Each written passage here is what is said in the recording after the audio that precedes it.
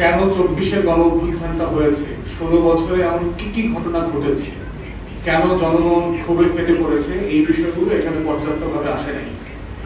এই ঘোষণাপত্রের ভিতরে যে দরদ থাকা দরকার ছিল তার ভাষায়, বাক্যে, শব্দে, প্যারাগুলোর মধ্যে আমরা সেই দরদ দেখতে পাইনি। খুবই মনে হচ্ছে যে রোবট সোফিয়া এটা লিখে দিয়েছে, এটার ভিতরে কোনো প্রাণ ছিল না।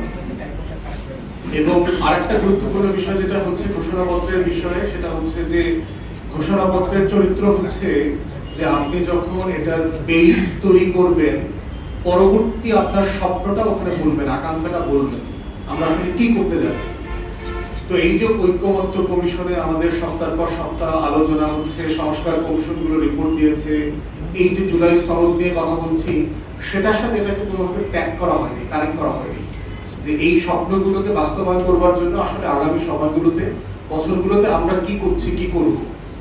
তো সেই জায়গাতে ঘোষণাপত্রটা যথেষ্ট মানে দায়সারা গোছের মনে হয়েছে একটা দুইটা পার্টিকুলার দলকে খুশি করবার একটা আকাঙ্ক্ষা এখানে ছিল, তাদের ডমিনেন্ট ন্যারেটিভকে সেখানে অন্তর্ভুক্ত করা, এবং আওয়ামী যে ঐতিহাসিক মানে ইতিহাসের ভ্রষ্টাচার যেটা ছিল, যে ইতিহাসকে দিল্লির চোখ দিয়ে দেখার এবং ৭১কে ব্যাখ্যা করবার যে প্রয়াস, যেটা নিয়ে আমরা বারবার মুক্তিযুদ্ধ ব্যবসার কথা বলেছি, সেই ব্যবসা থেকে এই ঘোষণাপত্র ত্রুটিমুক্ত হতে পারে নাই।